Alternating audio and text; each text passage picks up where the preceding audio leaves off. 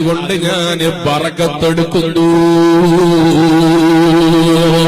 നബി സല്ലല്ലാഹു അലൈഹി വസല്ലമ തങ്ങളുമായി ബന്ധപ്പെട്ടതുകൊണ്ട് ബറക്കത്തെടുത്ത മുൻഗാമികൾ, അതേ സഹോദരന്മാരെ, ആ നബി തങ്ങളുമായി നമ്മൾ കണക്ട് ചെയ്യപ്പെട്ട് കഴിഞ്ഞാൽ ലൈസ മുഹ്താജൻ ഇലസ്സുറുജി,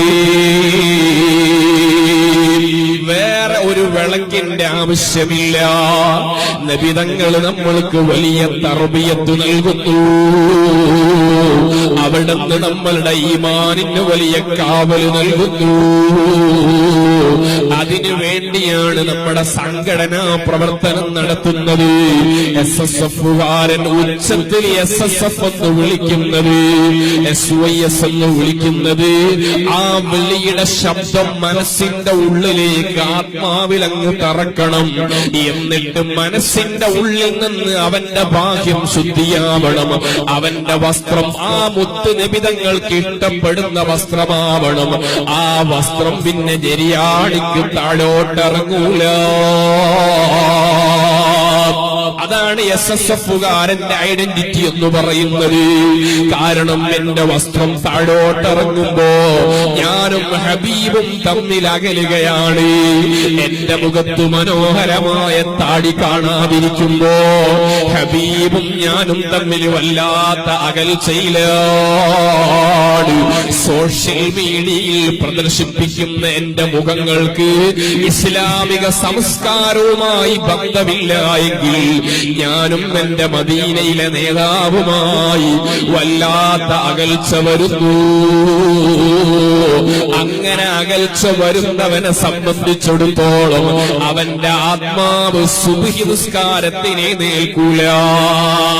എന്തുകൊണ്ട്? സുബ്ഹി നിസ്കാരത്തിൽ റസൂലുള്ളാഹിക്ക് സലാം പറയാനുള്ളതാണ്. അസ്സലാമു അലൈക അയ്യുഹൻ നബിയ്യൂ. റസൂലുള്ളാഹിനെ നേരെ വിളിച്ചുകൊണ്ട് സലാം പറയുന്നു. ആ സലാം തന്നെ ജമാഅത്തായി പറയാനുള്ള മനസ്സുണ്ടോ? അവിടേക്കാണ് എന്റെ കൂട്ടുകാരെ നമ്മൾ ഓരോ ദിവസത്തെ പതാക കെട്ടലും നമ്മുടെ പ്രവർത്തനങ്ങളും പോസ്റ്റർ ഒട്ടിക്കലും സുബ്ഹിന്റെ ജമാഅത്തിലേക്ക് നമ്മളെ നയിക്കേണ്ടതുണ്ട്. ജമാഅത്ത് നിസ്കാരത്തോട് ഹബീബിന്റെ അനുയായികൾ വല്ലാത്ത ഗൗരവം കാണിച്ചു.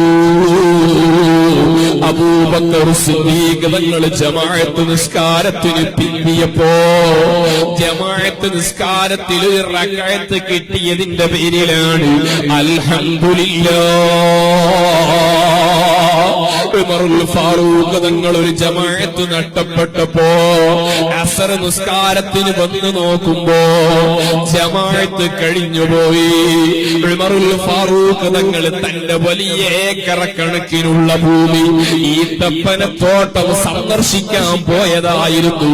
ആ രണ്ട് തോട്ടങ്ങളും അതാ പാവങ്ങൾക്ക് സ്വതക്ക കൊടുത്തു. ജമാഅത്ത് നിസ്കാരത്തിന്റെ ഗൗരവമാണ് ഹബീബിന്റെ അവസാനത്തെ നിമിഷങ്ങളെ രേഖപ്പെടുത്തുന്ന ചരിത്രകാരന്മാര്. അതേ ഹബീബ് പനിച്ചു വീട്ടിൽ അവശരായി കിടക്കുകയാണ്. മദീന പള്ളിയിൽ ഇഖാമത്ത് വിളിച്ചു. സ്വഹാബത്ത് മുഴുവനും ഹാജരുണ്ട്. ഇമാമിനെ കാണുന്നില്ല. എല്ലാവരും ഹബീബിന്റെ വീടിനെ ലക്ഷ്യമാക്കിയിട്ട് നോക്കുകയാണ്.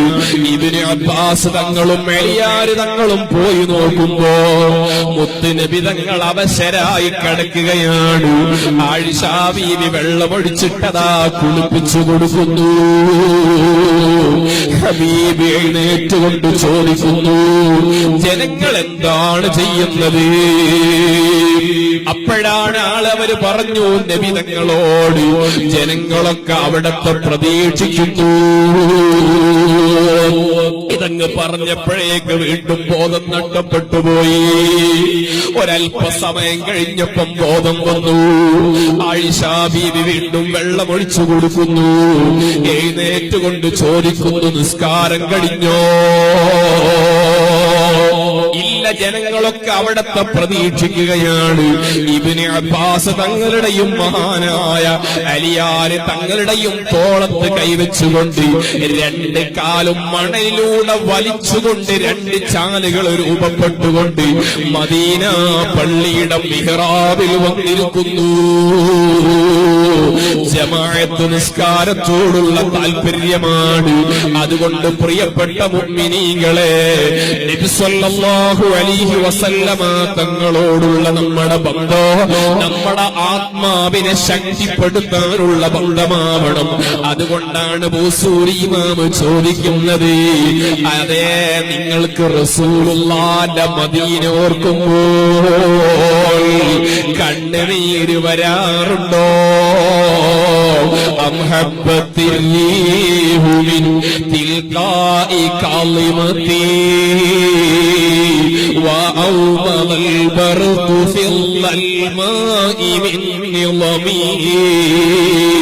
മദീനയുടെ ഭാഗത്ത് നിന്ന് ചെറിയ മിന്നൽ വരുമ്പോ നിങ്ങൾക്ക് റസൂലുള്ളാഹിനെ ഓർമ്മ വരുന്നുണ്ടോ? മദീനയിൽ നിന്ന് മന്ദമാരുതന്റെ തലോടൽ വരുമ്പോ നിങ്ങൾക്ക് ഹബീബിനെ ഓർമ്മ വരാറുണ്ടോ? അങ്ങനെ ഓർമ്മ വരണമെങ്കിൽ എന്താ വേണ്ടത് എന്നറിയോ? അതാണ് ബൂസൂരി ഇമാം അതിന്റെ ശേഷം പറയുന്നത്,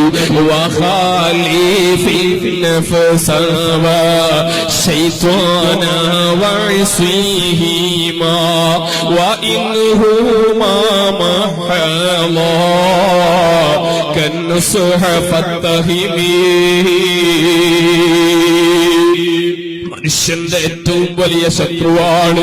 ഹബീബിൽ നിന്ന് നമ്മുടെ ശരീരത്തിനെയും ആത്മാവിനെയും അകറ്റുന്ന ശത്രുവാണ് ശൈത്വാനും നമ്മുടെ ശരീരവും. ആ ശത്രുവിനെ തിരിച്ചറിയാനുള്ള മനസ്സ് വേണം. അങ്ങനെ ശത്രുവിനെ തിരിച്ചറിഞ്ഞുകൊണ്ട് നബി സല്ലല്ലാഹു അലൈഹി വസല്ലമ തങ്ങളുമായി നമ്മുടെ മനസ്സിനെ ബന്ധിപ്പിക്കാൻ കഴിയണം. അതിനുവേണ്ടി പരിശുദ്ധമായ റബീഉൽ അവ്വൽ ഉപയോഗപ്പെടുത്തണം. അതിനു വേണ്ടിയാണ് നമ്മുടെ സംഘടനാ പ്രവർത്തനം ഉപയോഗപ്പെടുത്തേണ്ടത്. ഓരോ ദിവസത്തെ ഓരോ വർഷത്തെ പ്രവർത്തനങ്ങൾ കഴിയുമ്പോഴും എന്റെ ഈമാനിന് ശക്തി വരുന്നുണ്ടോ? അഹങ്കാരമില്ലാത്ത പ്രവർത്തനം, ഒരാളോടും വെറുപ്പില്ലാത്ത പ്രവർത്തനം, എല്ലാവരും നന്നാവണമെന്നുള്ള ചിന്ത, അങ്ങനെ നല്ല ഇഖ്ലാസോടെ പ്രവർത്തിക്കുമ്പോ ആ പ്രവർത്തനത്തിനാണ് വലിയ വിജയം ലഭിക്കുന്നത്. നമ്മുടെ ഈ നാട്ടിലുള്ള നല്ല SSFന്റെ കൂട്ടുകാര് വളരെ സജീവമായി പ്രവർത്തിച്ചതുകൊണ്ടാണ് നമ്മുടെ മുഖപത്രത്തിന് വലിയ പ്രചാരം ലഭിച്ചത്. ഓ പ്രിയപ്പെട്ട കൂട്ടുകാരെ, അത് മുഴുവനും അല്ലാഹു സ്വീകരിക്കട്ടെ. അങ്ങനൊരു സ്വീകരണം ലഭിക്കണമെങ്കിൽ നമ്മുടെ മനസ്സ് ശുദ്ധമാവണം.